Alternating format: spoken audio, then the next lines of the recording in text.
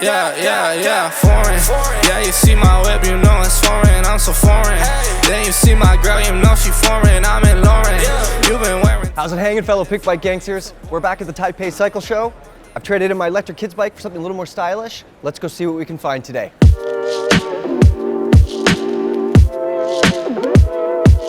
Wireless drivetrains. They broke the internet a few months ago. We've got something to show you. This is from Wheeltop. They're out of China, and this is pretty interesting. So Wheeltop is calling this their EDS system, which, as you can imagine, it stands for Electronic Derailleur System. And just like Axis, it uses a lithium-ion battery that clips onto the back of the derailleur and a small watch battery in the shifter. Now they're gonna have it in 11 speeds or 12 speeds, not 13 like I wrote about before. That was wrong.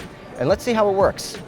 Now it uses a single paddle at the shifter that you can push either forward or backward to change the direction of your shifting. And Wheeltop says that it's going to go into production in a few months, and it's probably going to be quite a bit less expensive than that other wireless system.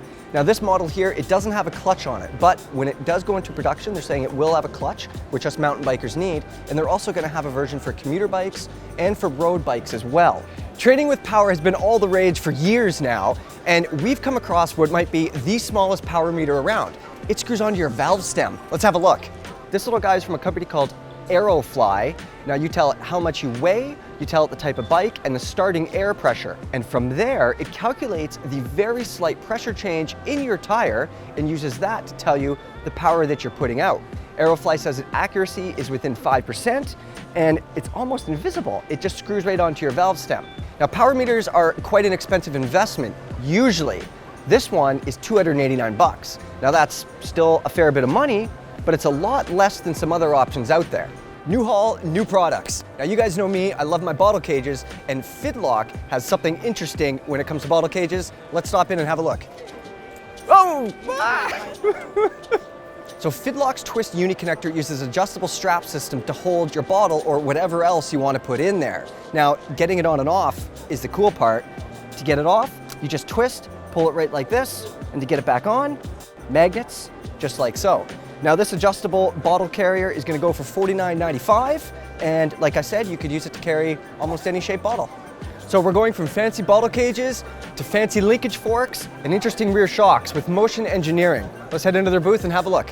So we're here at the Motion Engineering booth, and these guys always have something interesting. Now you might have seen their linkage fork before, but now they're turning their attention to the back of the bike. This is their new rear shock. Well, this is actually a 3D printed version of their new rear shock, and they're doing something completely different here. What they've done is they've removed all of the damping shims from the main piston and moved those damping circuits up here into this piggyback.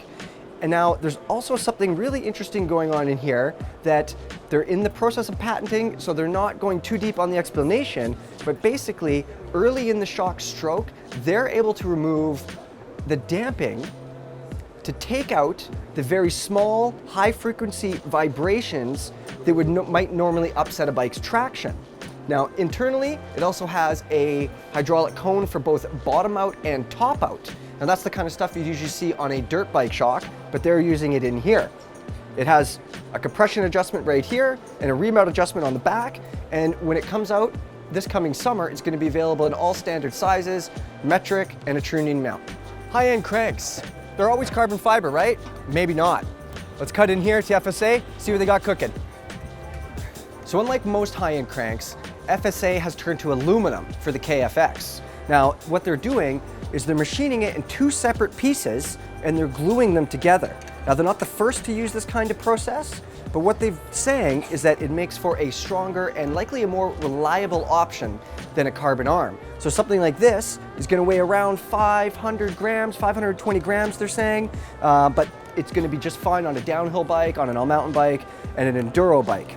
Now, FSA doesn't have a price for these yet, but they're not going to be inexpensive. These are high-end cranks. They're also not replacing their carbon cranks either. Those are staying in their line. This is just another option. When are they going to be available? They're saying this coming summer, early fall, so keep an eye out for them.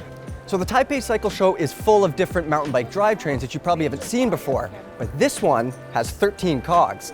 It's from Sride, and they're using a cassette that runs from 11 to 52 teeth. They're using their own derailleur with a built-in clutch and their own shifter as well, with a dual action release, and you can run through 5 gears with one shift of the thumb paddle. Now, when this thing becomes available this coming summer, you're gonna be paying about a few $100s, they're saying. This is still in prototype stage, but they've been working on it for a few years, and you know, it actually feels pretty decent. Now, I know you guys are dying to learn about the bike that I've been riding around all day. It's from a company called Namax. It's a lowrider, that's a pretty fitting name. It's very gold, there are no bottle cages, but it has a linkage fork. What else do you need in your life? It has a linkage fork. It's been a blast to ride around, and it's obviously an attention getter. All right, guys, I hope you liked today's tour of the show. I'm gonna go for a ride on my new lowrider, but stay tuned to Pinkbike for more coverage from the Taipei Cycle Show. We'll see you guys later.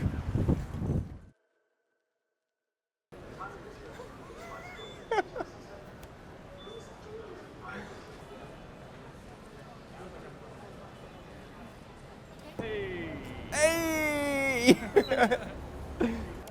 Death, or underscore death. It's an old Motorhead song, yeah. Gotta get that gold in there, eh? Yeah. Should we do one of these?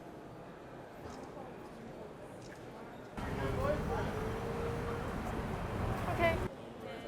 Very low. Gangster, right? Pimp. He's got it. Pimp.